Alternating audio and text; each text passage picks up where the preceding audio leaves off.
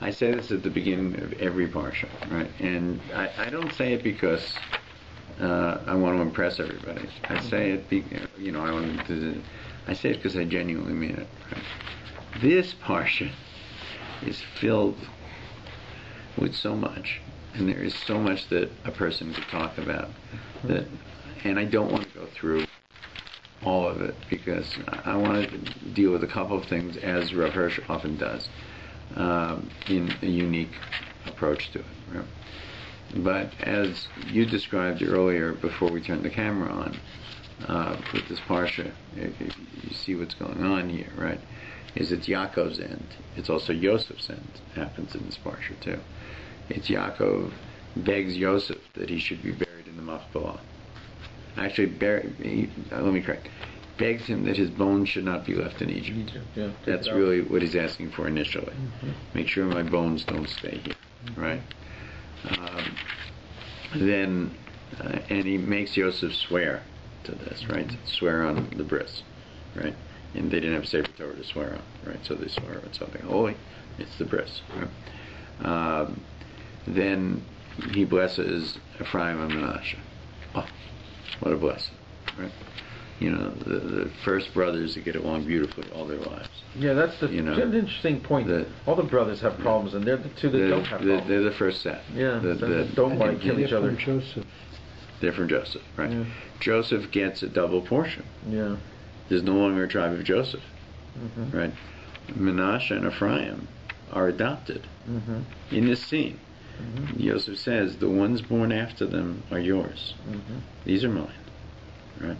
And they become shvatim. They become tribes, right? In doing so, Joseph is given the double portion. This is what virtually happens, right? So there are the blessings. Some of the blessings, they're not so great, you know, I wouldn't call them blessings, as I would call them analysis. Analysis, right? Especially Shimon and Levi. You know, it's a whole. Well, even Reuben's is not all that terrific. Reuben's is not so great. Yeah, read it. It's not that terrific. It's just sort of.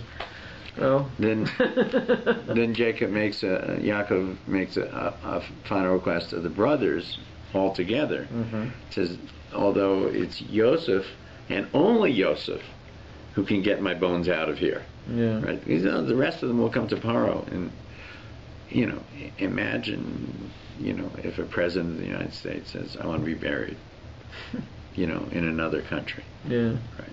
The offense of it. Right. Writers mentioned this last week. Right. The idea that Yaakov, who had spent his best years here in Mitzrayim, right, would be taken out is a tremendous affront to Paro. Right. And it's one of the reasons given that Yosef is made to swear. So that when he comes to Paro, he will say to Paro, not only do I want to do it, but you can't ask me to break an oath to my dying father. You have to appreciate that. And that Paro would appreciate that. This is called the will, right? In Hebrew, does it actually mean the word will? I don't think so. No.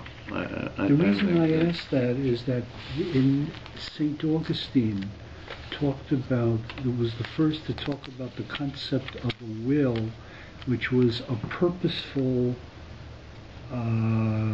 intention that one acted in a certain way to come to a certain outcome.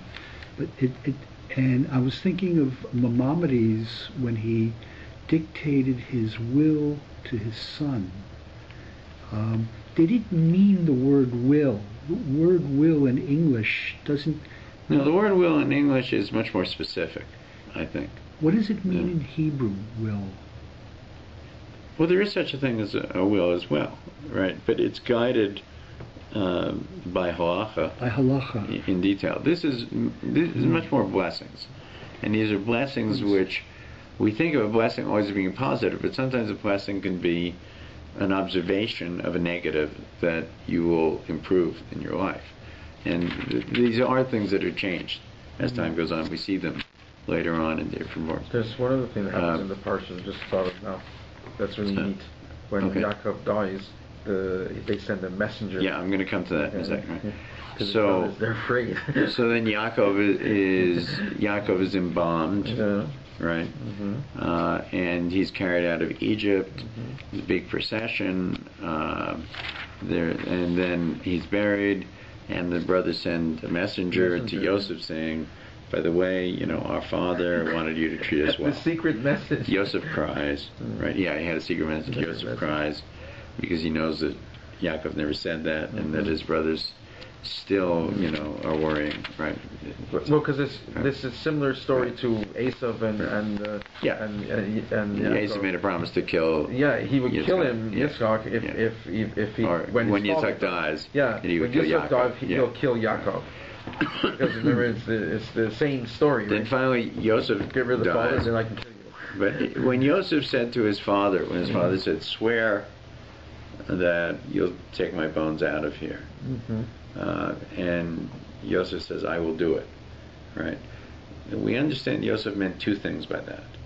One was, yes, I will take your bones out of here, and yes, I will do it for myself. Right? It's a good idea, Dad. I like this idea. I'm going to make my brothers swear to do that with my bones. Right? Why would he want that? So, Why would Joseph want that? The same reason. He knew that he wasn't of this place, right? They were very different people. But what's different in it, the writer points out, is that Yaakov does something that Yosef does something quite amazing. Yaakov says, "Take me out of here," and they do. And his reasons are very sound. Yosef says, "When you leave, take me with you." It means that he's virtually not buried properly. Yeah, that's interesting. For 200 years.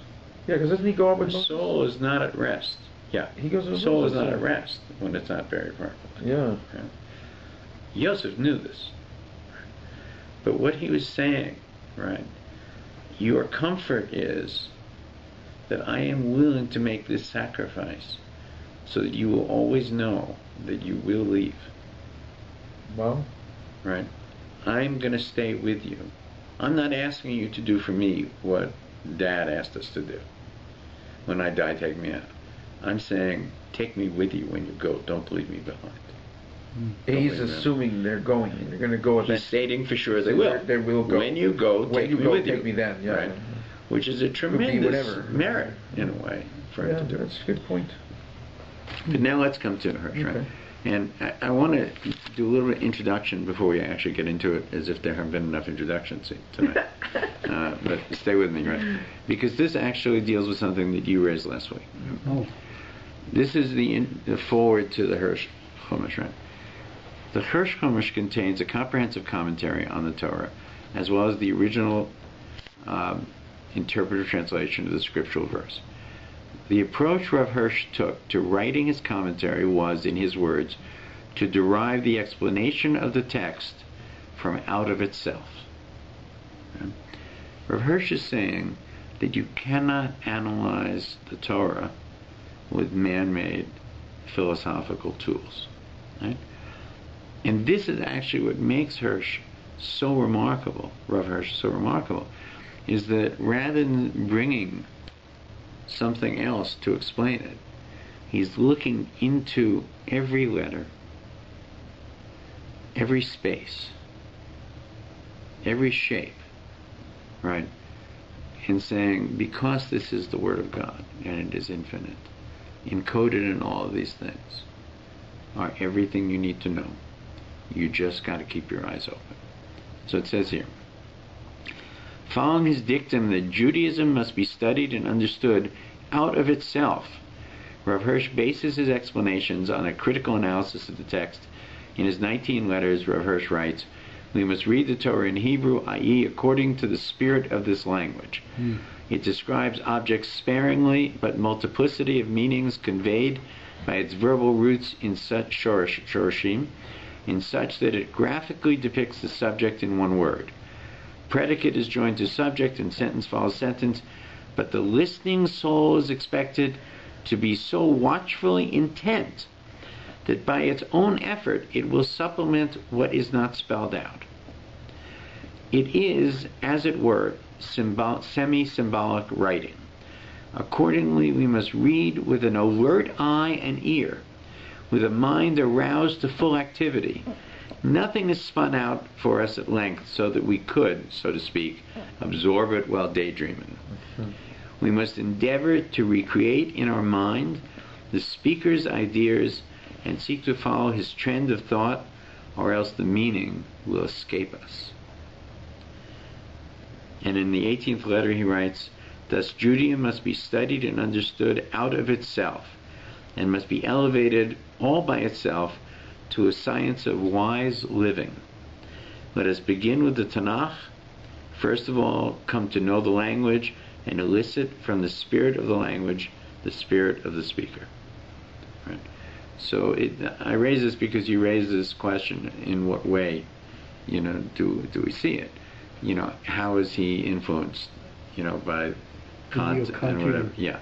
Oh, he's going his own way. And this is why, not that Rav Hirsch is not aware of these things. He is very aware. Very aware. But rather, this is why Rav Hirsch's commentary is often a chiddush. It's not something that you see repeated someplace else. So, for the piece that I want to look at in the words of Rav Hirsch are very, very famous. Okay. And once again, I had to deprive you of the opportunity to really appreciate it because I can't sing. That's all right. But there is a lullaby that is sung to children, right, which has in it the terms. I understand what you're saying. What you're saying is that you don't use any other knowledge, but you understand Judaism on its own terms. Yeah. So that's what Hirsch said. Yeah. Yeah. That's repudiating a neo-Kantian and Kantian perspective. That's right. And he's saying that what he's saying is because it is not of man, that it is of God, right? That it is compressed and it is complete in and of itself. And that we don't see it in those terms is a lack of skill, not a lack of the treasure being there. It's a lack of being able to appreciate and analyze it properly. And that's why he tells you, don't be learning Torah when you're tired. Right? You have to be sharp, because everything can hinge, on a space between a letter. Right? God's entire message, the future of the world, could rest on how a space was put in. Right? By the way, this parsha is a parsha stuma. It's one that's closed. There's no space between this and the previous parsha, which is a whole other conversation. Yeah, it's a closed. Sorry. But in this parsha, Yosef says, God who has been my shepherd from my existence until this day. No, this is Yaakov speaking. He blessed Yosef and said, God before whom my fathers Avraham and Yitzhak conducted themselves, God who was my shepherd from my existence until this day, Hamalach HaGoel Osi. May the angel who delivered me from evil bless the lads, so that my name and the name of my fathers Avraham and Yitzhak may be called in them, and like fish may they multiply in the midst of the earth. This is a lullaby that is sung to children, right? I'm sorry if I did serious damage to it. That's okay. But I just wanted to give a hint of it, right? So what does Rav Hirsch say about this? He says, it's very difficult in this context to say that the angel, it should dispense a blessing, especially since in the preceding verse, it is God himself, the master of blessings, who's mentioned. According to this version in Bereshit Rabbah, it says, Scripture links deliverance to livelihood and livelihood to deliverance. Remember what it said, right? It said here, he blessed Joseph and said, God before whom my fathers Avraham and Yitzhak conducted themselves, God who has been my shepherd from my existence until this day, may the angel who delivered me, right, bless the lads, so that my name should be called. So at first it's about shepherd, it's about survival, it's about managing. Then it's about deliverance, right? So it says, Scripture links deliverance to livelihood and livelihood to deliverance. Just as deliverance comes through miracles, so one's livelihood comes through miracles. Just as one's livelihood comes daily, so deliverance comes daily. The implication that the deliverance mentioned here is not deliverance from some special danger, but rather the deliverance that we require each and every day, no less than our livelihood. Both parnasa and geula, both sustenance and deliverance, are not results of the general order that God established for this world, but are workings of God's special providence. So this is, again, we come back to the same subject over and over and over, which is, lest you think that a miracle is splitting the sea, a miracle is that clementines went on sale today. That's a miracle. Don't kid yourself. And it was done entirely so you can buy clementines at a reasonable price. Right? It was done for you at that point. And don't think otherwise. That the honest and innocent man who seeks his livelihood in only honest and moral ways finds his livelihood in this manner is none other than a gift of the wonders of divine providence, as it says, Teref nasan lirev yiskor le'olam beriso. It's for Tehillim. What others obtain by force, he gives to those who revere him. And that the man who leads a moral life is spared from the physical and social evils threatening him in this world. For that, he requires constant and divine geula, deliverance. And he goes on, right? He says, had we but the eyes to see, say our sages, we would realize that everywhere we are constantly surrounded by mizikin, by harmful elements that would harm us in the physical world. And what applies to physical applies no doubt to social life as well. Woe unto us were we to see all of these. How fortunate that we do not see the dangers that threaten our lives every minute in the physical world. Now, does anybody know there is one parsha in the Torah that is particularly famous for this? Right. In terms of? He's saying that we don't even see the threats against us. We don't even see the threats against us. The hour is late, so I'll answer my own question. The Jews are camped, right? Beautifully camped, each tent privacy from the other privacy, right? And all around them, right, there are these two really evil people, Bilam and Balak. Oh, yeah, the right? Balaks are, yeah. They don't know what they're sacrificing, cows, building altars, making curses, right? You know, and the Jews are, making breakfast, right? Moshe doesn't even know about it. Yeah. Nobody knows about it. Yeah. Right? We see it entirely from God's perspective. Yeah. At no point does any Jew say, who are those two fools up there? Dudes up there. What are they doing? With all the cows. Yeah. What's going on? Right? Nobody notices. Right? And they're going from place to place, building fires, burning cows, making blessings, right? Yeah.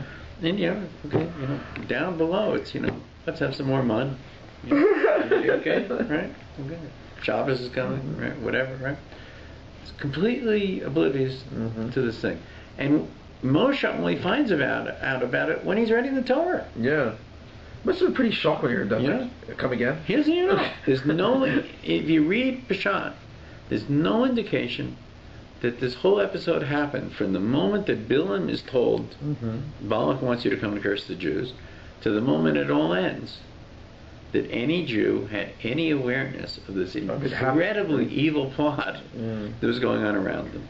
Not that it wasn't being broadcast to them. See, you could either say that Bilam and his colleague were broadcasting what they were doing. To who? But to the others around them. But the others around them were blind to it because of what was going on in themselves. But the people in the camp, the way the Torah is written, it's written from their perspective, not from the Jewish perspective. But from God's perspective, there's no interaction with the Jews in this. they're separated by mountaintops, right? Yeah. Bilam and Balak are on mountaintops, and they're in the valley below, right? So I don't say they're aware of it. Whether the scouts, should have seen this going on and reported it back to Moshe, maybe so, maybe it was Shabbos. I don't know. Who knows? I don't really know the reason. But when you read the parsha from beginning to end, you realize that there is no interaction at all. There's interaction between Lavan and Yaakov, right? Like all the way through, where you're interacting with Paro, stuff like that, right? But like suddenly, right? There's nothing. This is actually what Hirsch is talking about. That we thank God, when Hamas is foiled, right? But there's this thing, the industrial accidents that go on, right? Periodically they have industrial accidents in Gaza. Which parsha is this? Bilam. Yeah. I'm going to read it again. Yeah. I'm going to go over it again. Read it again. You'll see. It's interesting. But periodically there are what are called. It used to be in Ireland it would happen in Belfast, right? But it also happens today in places like Gaza, where people making bombs blow themselves up. Right? So it seems, I don't know the details of, I have no inner knowledge. I see what I see from all the sources everybody else sees. But the Brits wrote about this at one point, that, when you're creating a radio activated device, right, it's activated by a radio signal, right? It's a remote device. You press a button and it blows up. So anybody can activate that radio device if they know the wavelength upon which to do it. So when you're building the bomb, right, you may have a button here, but somebody else could have the same button over here, and it could go off in your hands. So what I'm saying is the Brits used to do is they would drive through Belfast in areas that were suspect, right, broadcasting randomly radio signals. And every now and then, boom, there would be an industrial accident. Mm-hmm. It seems to happen in Gaza too. I think technology has advanced significantly since then, so who knows the process. But, there are, we read about it here. It's at the end of Aleinu, right? In some congregations, the following is recited after Aleinu. Al tira mipacha pisom. Do not fear the sudden terror or the holocaust of the wicked when it comes. Plan a conspiracy and it will be annulled. Speak your peace and it shall not stand, for God is with us. This is not talking about beating the enemy. Mm-hmm. This is talking about the enemy being foiled by his own petard. This is talking God about gets rid of them. the enemy, right, is destroyed without us knowing the enemy existed. Yeah. Right? And this for sure goes on constantly. Right? So when we're thanking God, we don't only thank God for the fact that Ahmadinejad has brought the Iranian economy to its knees, and is, in the process of self-destruction. But there's so many other things that we're just not aware of that, are happening, that people plot against us, and their plots unravel before they come to us. This is what Hirsch is talking about here. What you're really talking about is the operation of halacha that foils, that when people do act against halacha, the consequences of what they do come to no good, back to their own destruction. and even more so, that halacha itself, like everything else in Yiddishkeit, but halacha is particularly strong in this, is that it is a shield, right? So there are those, you remember that many people acting outside of halacha doesn't necessarily apply to them in the same sense it does to us, right? That, we have a much more complex set of halacha than Gentiles do, by our own standards, right? But, so rather than simply the issue of, because they're not acting within halacha, they're destroyed, it's more that since we are acting within halacha, that divine providence, it becomes a shield for us. So years ago there's a story told about the Lubavitcher Rabbi that he had an interview, he has a meeting with Ariel Sharon. And the conversation went on and on and on and on. And Sharon's entourage, gotta go, give us the plane. He was defense minister at the time, and he's flying back first class in LL. But the Rebbe continued, and you don't get up and walk out on the Rebbe, right? And Sharon was fidgeting, and people whispering in his ear, but the Rebbe's a king, you give him respect, right? Finally, the interview ends. They rush him, sirens going to the airport. He misses the flight. The flight is hijacked. The Rebbe wanted. Flight is hijacked. And in the end, it's clear that had Sharon been on the plane, he would have been the first target of the hijack. Of course. They go back to the Rebbe and say, how did you know? Right? You saved his life. By talking, you saved his life, right? Did you know this was going to happen? The Rebbe says, heaven forbid. There were people on the plane that got hijacked. You think that if I knew you were not told plane's going to be hijacked, I'm going to save one person? You don't let the plane leave in that situation. It's a good point. Right? He said, no, I didn't know. I was doing whatever it is that God wills me to do, I'm doing. That the result of it was that his life was spared. And I can't remember if everybody got off okay. I don't remember the truth.